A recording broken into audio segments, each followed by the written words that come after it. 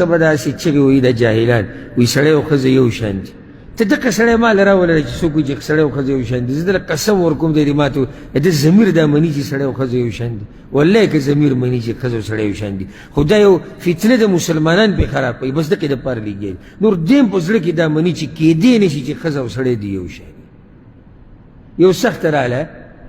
په لاره کې هسې داسې ووایو چې ته په لاره روان او اکسیډنټ وشو آیا د اکسیډنټ په دې وخت کې د دې سړي حالات او د ښځې دا به یو شی نه